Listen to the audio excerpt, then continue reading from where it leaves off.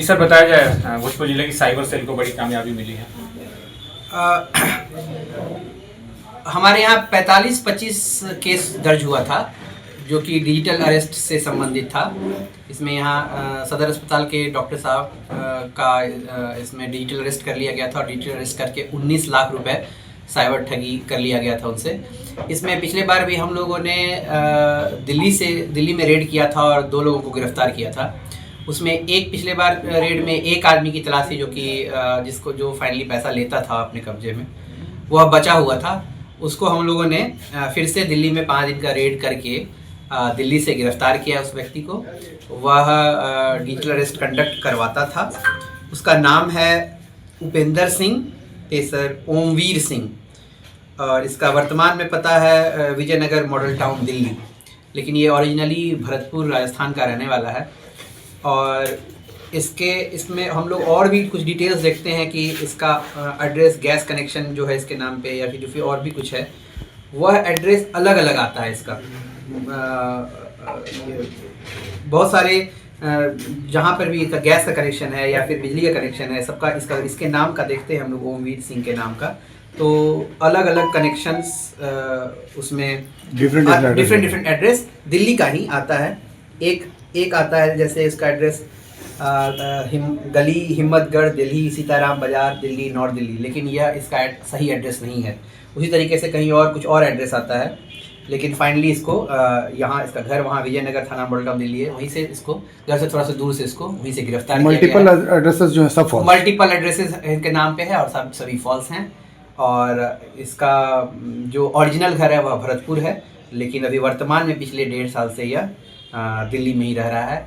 और यहाँ पे बहुत से लोगों के थ्रू कांटेक्ट करके वहाँ के बैंक के किसी तरीके से डिप्टी मैनेजर से संपर्क करता है और अकाउंट खुलवाता है, पैसा मंगवाता है, उन लोगों के अकाउंट मंगवाता है और अपने पास पैसा लेके। तो इसका डिजिटल अरेस्ट के अलावा भी कहीं की संलिप्तता है, जैसे ऑनलाइन गेमिंग वगैरह बहुत सारा आजकल नहीं, वो अभी हम लोग को अभी तक तो नहीं प्राप्त हुआ है। वैसा डिजिटल अरेस्ट में ही मामले में इसका संलिप्तता प्राप्त हुआ है। और इसका और कहना है कि और भी किसी के साथ मिलकर ये करता था। इसमें किसी एक का नाम बताता है जो कि अभी दमदम कलकत्ता के जेल में बंद है।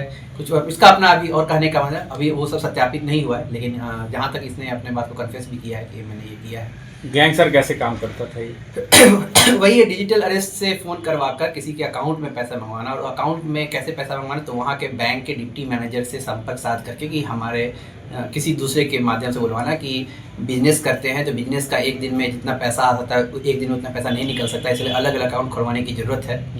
उसके माध्यम से डिप्टी मैनेजर से भी मिलकर इसमें हम लोगों ने एक डिप्टी मैनेजर को भी नोटिस दिया हुआ है 10 बैंक के।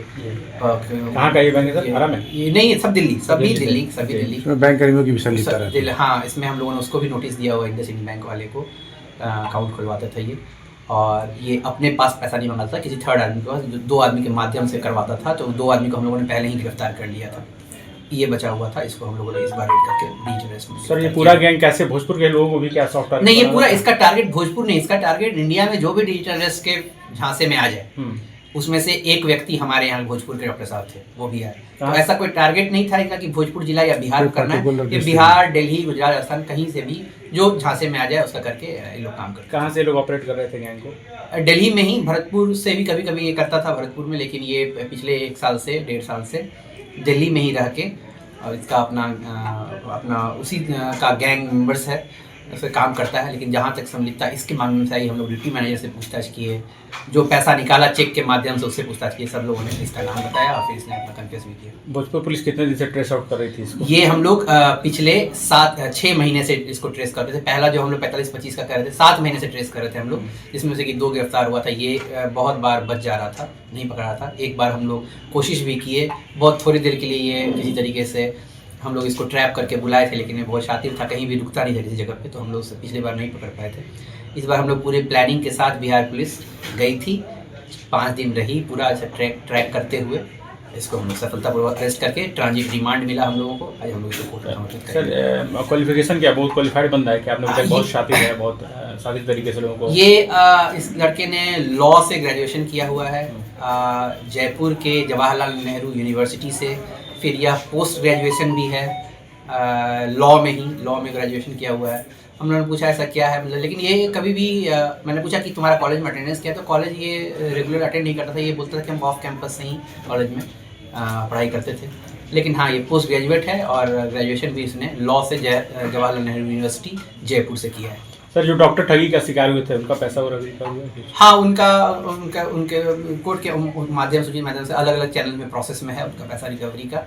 जज साहब का भी जो भी बयान आया, जो ऑर्डर शीट आया है, उसमें जो भी अक्यूज है उसको पैसा पूरा कर उनको देना है, अलग अलग प्रोसेस में तो वो चल रहा है, वो पैसा उनको मिल जाएगा। सर, यहाँ से जो टीम गई थी आपके अलावा कौन कौन लगते हैं? मेरे अलावा उसमें सब इंस्पेक्टर गांधी पाठक, सब इंस्पेक्टर स्वाति रानी, 2 कांस्टेबल और एविडेंस के रूप में कुछ चीज़ें? मोबाइल इसका हम लोग जब्त किए हैं, मोबाइल से मोबाइल ही जब्त किए हैं। ठीक।